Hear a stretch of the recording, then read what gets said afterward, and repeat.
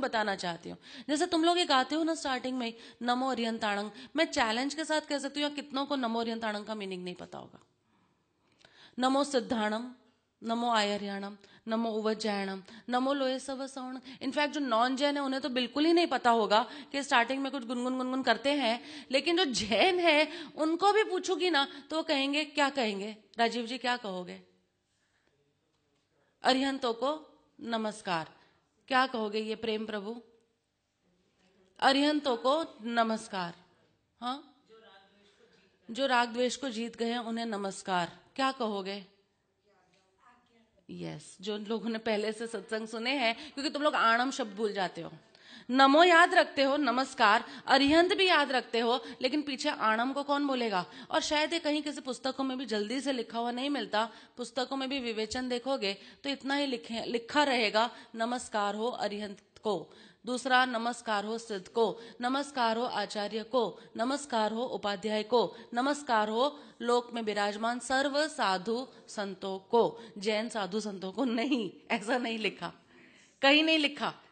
सर्व सव्व साहुणम, नमो लोए सव्व साहुणम।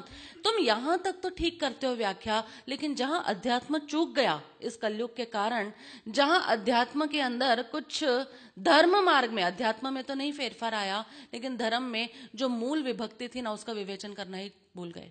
आणम, आणम का मतलब नमस्कार है अरिहंत की आज्ञा को, नमस्कार है सिद्ध की आज्ञा को, नमस्कार है आचार्य की आज्ञा को, नमस्कार है उपाध्याय की आज्ञा को, नमस्कार है लोक में विराजमान सर्व साधु संतों की आज्ञा को। अब कोई पूछे, आणम मत भूलना। तुम जैन हो लेकिन तुम आध्यात्मिक जैन हो ऐसा कहना। अब मैं सांप्रदायिक जैन नहीं रहा, अब मैं आध्यात्मिक जैन हो गया हूं, इसलिए अब मुझे विभक्तियों के अर्थ भी पता चल रहे हैं। आणम विभक्ति है एक, संस्कृत का जिसे ज्ञान होगा पता चलेगा। क्या है आज्ञाएं? अरिहंत की आज्ञा यानी जैसा प्रेम प्रभु ने बोला, राग और द्वेष से रहित होना।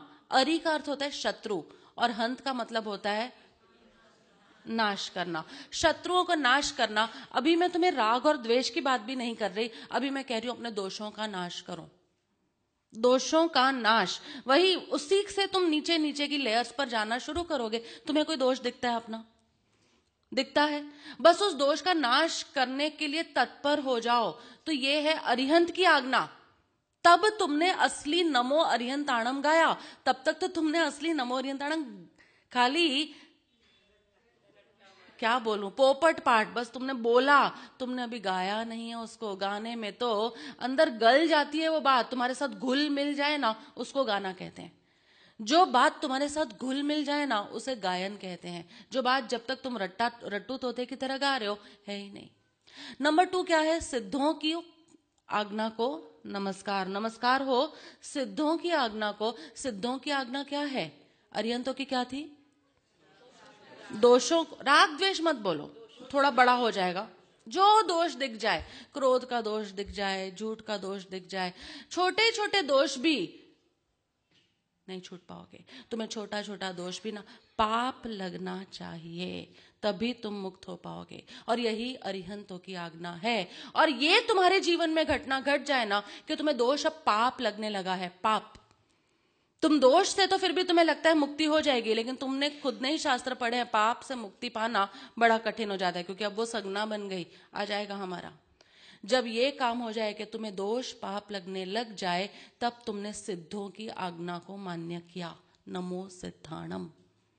अब तुम अधिकारी बने सिद्धों की ओर नमस्कार करने के लिए, या सिद्धों को नमस्कार करने के पीछे प्रयोजन ही ये है कि तुमने दोष को पाप मान लिया, सिद्ध कर दिया कि ये नहीं है, मेरा छोटा सा दोष नहीं है, पाप है। उससे भी नीचे के कुछ लोग हैं जो दोष को दोष ही नहीं मानते, उनकी तो बात ही नहीं कर रहे हम। उस कैटेगरी तक तुम पहुंच ही नहीं रहे। तुमने दोष को पाप मानकर अब उसको हटाने के मार्ग पर तुम निकल पड़े। नमो सिद्धाणम, अधिकार मिल गया। थर्ड कौन आते हैं? आचार्य।